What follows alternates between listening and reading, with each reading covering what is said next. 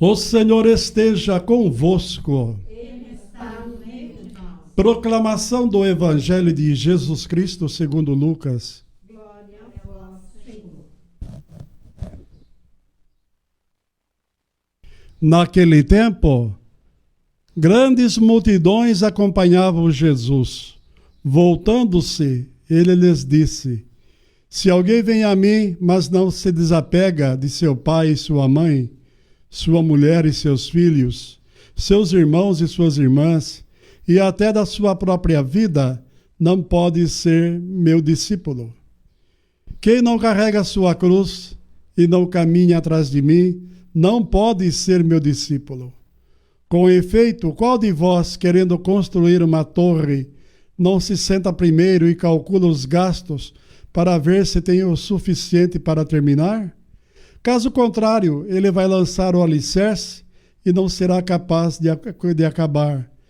E todos os que virem isso começarão a caçoar, dizendo: Este homem começou a construir e não foi capaz de acabar. Ou ainda, qual o rei que, ao sair para guerrear com o outro, não se senta primeiro e examina bem se com 10.000 homens poderá enfrentar o outro que marcha contra ele com 20.000? Se ele vê que não pode, enquanto o outro rei ainda está longe, envia mensageiros para negociar as condições de paz. Do mesmo modo, portanto, qualquer um de vós, se não renunciar a tudo que tem, não pode ser o meu discípulo. Palavra da salvação. Glória a vós, Senhor.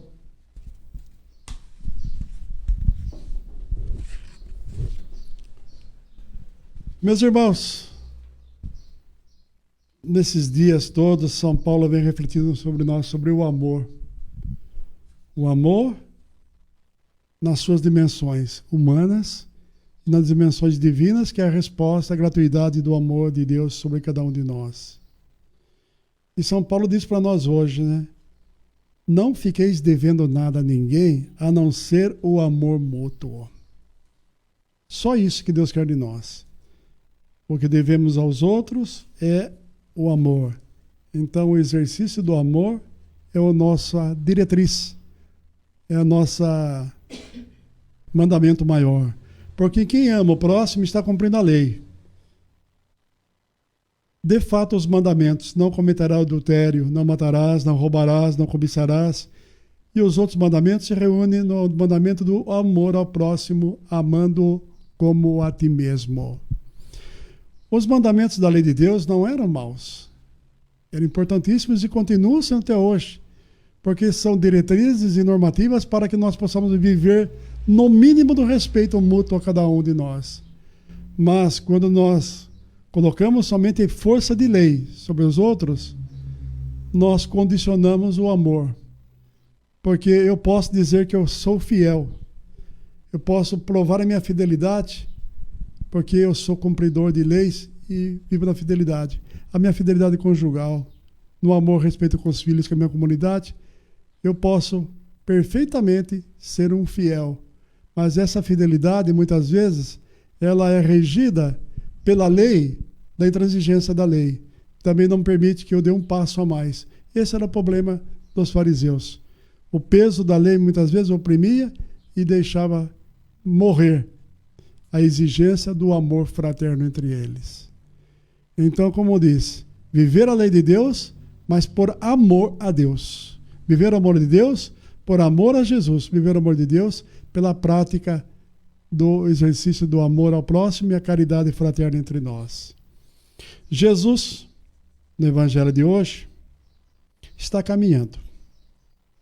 E quando Jesus caminha, literalmente, pelas terras santas, Jesus é seguido por uma grande multidão. Sempre foi assim. Então, era o mestre caminhando e a normativa dizia, o mestre caminhando e seus discípulos, ou seja, seguidores, atrás dele. E Jesus vai ensinando. Os seus discípulos, muitas vezes, por N razões, o seguiam. Mas Jesus diz hoje, se alguém vem a mim e não se desapega, olha a palavra, se não desapega Coisa mais difícil no mundo de hoje. Nós somos acumuladores. Difícil desapegar de certas coisas. Não somente materiais, mas também desapegar de certos valores, entre aspas, que nós cultivamos em nossos corações. Se alguém vem a mim, mas não se desapega de seu pai e sua mãe, sua mulher e seus filhos, seus irmãos e suas irmãs, e até da própria vida, não pode ser meu discípulo. Opa! Que dimensão de amor é esse? Que escala de valores é esse? Jesus não está pedindo que a gente abra mão da família. A família é abençoada. Filhos são rebentos do amor de Deus entre nós. Cultivar os amigos, respeito pai e mãe, isso é mandamento da lei de Deus. Mas tudo isso tem que ser feito, como diz, com transparência e objetividade, como diz, que tem como meta vivência do amor entre nós.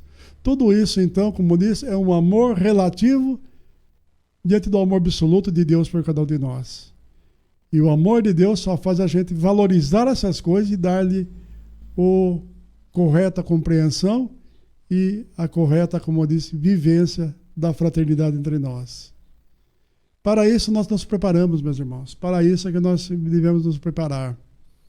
A gente muitas vezes vive o amor de Deus, vive essa fé em Cristo, vive somente, como eu disse, na limitação da lei. Se Deus existe, diz que existe, ótimo, eu acredito em Deus.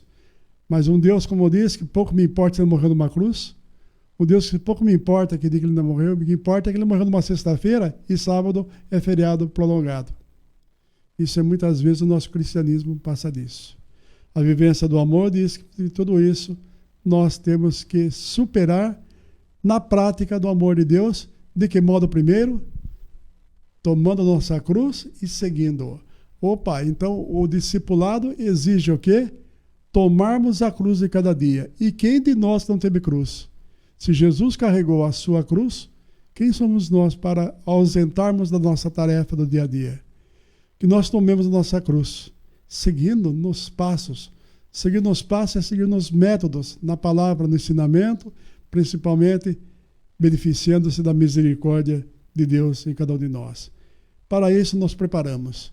Para isso temos que rever nossos planos, nossas metas e colocarmos todos sobre a condição de Deus. Colocar sempre aos pés do sacrário, não as nossas queixas, mas colocar as nossas dificuldades, colocar nossas metas e colocar tudo isso e ouvir de Deus se isso é agradável a Ele ou não, se é uma obra de misericórdia ou não, se é uma obra do amor fraterno que devemos viver entre nós. Nós possamos nos preparar para o advento que está chegando, o advento do Senhor Jesus encarnado para a nossa salvação. Comecemos a nos purificar a partir da vivência, da compreensão do amor entre nós, vivendo fraternalmente como filhos e filhas, testemunho da graça de Deus no meio de nós. Louvado seja nosso Senhor Jesus Cristo.